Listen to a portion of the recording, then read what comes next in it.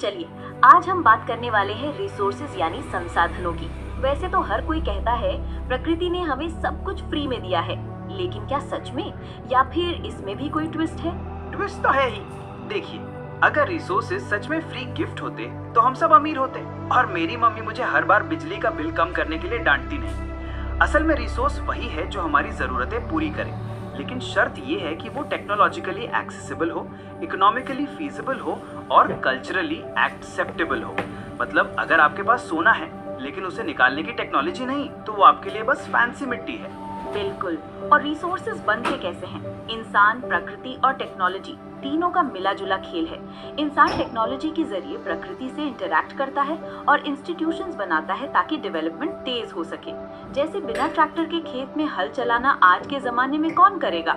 और सबसे मजेदार बात, रिसोर्सेज फ्री गिफ्ट नहीं है, ये इंसान की मेहनत और दिमाग का कमाल है। वरना क्रूड ऑयल तो सदियों से जमीन के नीचे पड़ा था, किसी ने उसे रिसोर्स नहीं माना जब तक पेट्रोल पंप नहीं खुला। अब रिसोर्सेज की क्लासिफिकेशन पे आते हैं, क्योंकि एग्जाम में यही पूछ लिया जाता है।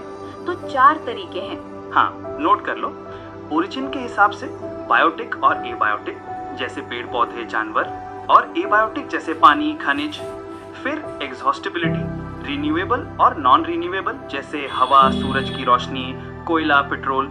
ओनरशिप, इंडिविजुअल कम्युनिटी नेशनल और इंटरनेशनल। और status of development, potential developed stock और रिजर्व्स। अब प्रैक्टिकल एग्जांपल, गांव में घर किससे बनता है? ईंट, लकड़ी, सीमेंट, लोहे की छड़। शहर में फर्नीचर लकड़ी, प्लास्टिक, मेटल। गाड़ी लोहा, रबर, कांच, प्लास्टिक। मोबाइल तांबा, सिलिकॉन, गोल्ड। मतलब हर चीज किसी ना किसी रिसोर्स से बनी है। और यही रिसोर्सेज अगर हम बिना सोचे समझे खर्च करते रहे तो क्या होगा? डिप्लीशन। मतलब कुछ लोगों की ग्रीड के लिए रिसोर्सेज खत्म हो जाते हैं और बाकी लोग देखते रह जाते हैं। फिर सोसाइटी में 2 हिस्से, हैव्स और हैव नॉट्स, और ऊपर से global warming, pollution, land degradation bonus में मिल जाता है। इसलिए जरूरी है रिसोर्स प्लानिंग। सस्टेनेबल डेवलपमेंट का मतलब है आज की जरूरतें पूरी करो, लेकिन फ्यूचर जनरेशंस के लिए भी बचा के रखो। जैसे रियो डी जेनेरो अर्थ समिट 1992 में एजेंडा 21 बना, जिसमें लीडर्स ने कहा एनवायरमेंटल डैमेज, पॉवर्टी, डिजीज, इन सब से लड़ने के लिए सबको मिल के काम करना होगा। और रिसोर्स प्लानिंग इंडिया में क्यों जरूरी है?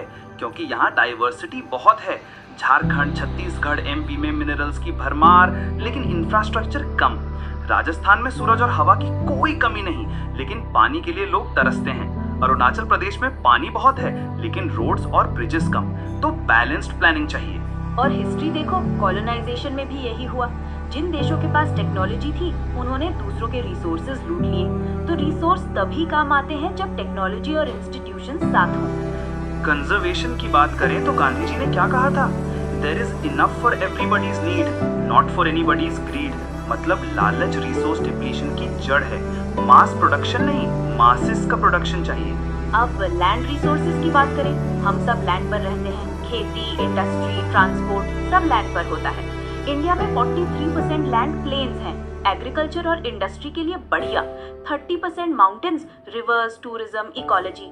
27% plateaus, minerals, forest, fossil fuels. Land utilisation के तरीके, forests, land not available for cultivation जैसे barren land, buildings. Uncultivated land जैसे pastures, tree crops. Fallow lands जो कुछ सालों से नहीं जोती गई है। और नेट सोन एरिया जहां एक्चुअल में खेती होती है।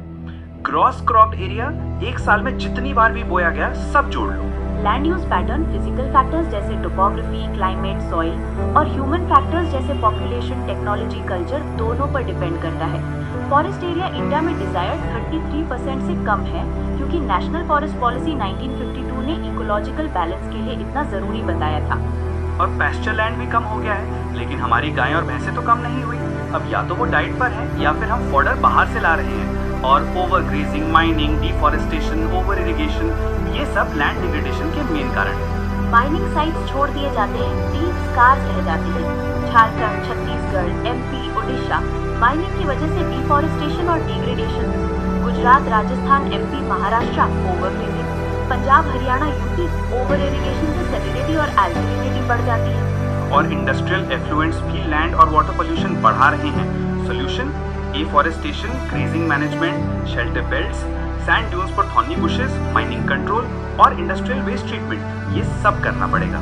सॉइल की बात करें तो ये सबसे इम्पोर्टेंट रिन्यूएबल रिसोर्स है। प्लांट ग्रोथ, बायोडाइवर्सिटी सब सॉइल पर डिपेंड करता है। सॉइल बनने में लाखों साल लगते हैं। Relief, parent rock, climate, vegetation, decomposers, time सबका रोल है। सॉइल टाइप्स इन इंडिया में कई हैं। अलूवियल, नॉर्दर्न प्लेन्स और डेल्टास में, ब्लैक सॉइल डेक्कन प्लेटो में कॉटन के लिए best, red and yellow eastern southern Deccan में, लैटराइट वेस्टर्न घाट्स में एसिडिक टी कॉफी के लिए बेस्ट, एरिड राजस्थान में सेलाइन, फॉरेस्ट सॉइल्स हिमालयाज और वैलीज में। Soil erosion, deforestation, overgrazing, mining, गलत तरीके से प्लाउइंग सब कंट्रीब्यूट करते हैं। गली इरोजन, चंबल के ravines, sheet erosion, wind erosion सब अलग अलग तरीके हैं। Solution, contour ploughing, terrace farming, strip cropping, shelter belts, afforestation ये सब करना पड़ेगा। अब एग्जाम के लिए कुछ क्विक आंसर्स। पंजाब में लैंड डिग्रेडेशन का मेन कारण क्या है? Over irrigation. टेरेस कल्टीवेशन कहाँ? उत्तराखंड। ब्लैक सॉइल कहाँ? महाराष्ट्र, एमपी, छत्तीसगढ़। और क्रॉप कॉटन। ईस्टर्न कोस्ट के रिवर डेल्टास में कौन सी soil? Alluvial. Features fertile, potash, phosphoric acid, lime rich, cereal, pulse, sugar cane के लिए बेस्ट। हिली एरियाज में soil erosion control, terrace farming, contour ploughing, shelter belts, afforestation. और land under forest 1960-61 से अब तक क्यों नहीं बढ़ा? Population pressure, agriculture expansion, urbanisation, industrialisation सब फॉरेस्ट को कम करते हैं। और टेक्निकल इकोनॉमिक डेवलपमेंट से रिसोर्स कंजम्पशन क्यों बढ़ा? क्योंकि जैसे जैसे टेक्नोलॉजी बढ़ती है हम ज्यादा रिसोर्सेज निकाल पाते हैं और इकोनॉमिक ग्रोथ के लिए ज्यादा यूज करते हैं। तो bottom line, resources free gift नहीं है, ये इंसान की समझ, टेक्नोलॉजी और इंस्टीट्यूशंस का कमाल है। सस्टेनेबल डेवलपमेंट के लिए रिसोर्स प्लानिंग, कंजर्वेशन और कम्युनिटी पार्टिसिपेशन जरूरी है। और हाँ, एग्जाम में अगर ऑयल सप्लाई खत्म हो जाए तो क्या होगा? तो सोचो, ट्रांसपोर्ट, इंडस्ट्री, इलेक्ट्रिसिटी सब ठप, लाइफस्टाइल बदल जाएगा, शायद फिर से बैलगाड़ी और साइकिल का जमाना आ जाए। और रिसाइकलिंग पे सर्वे करना है तो पूछो, लोग रिसोर्सेज को कैसे देखते हैं, वेस्ट का क्या करते हैं और क्या उसे रीयूज या रिसाइकिल करने में इंटरेस्टेड हैं या नहीं। रिजल्ट को लाज बना लो, टीचर इम्प्रेस हो जाएंगे।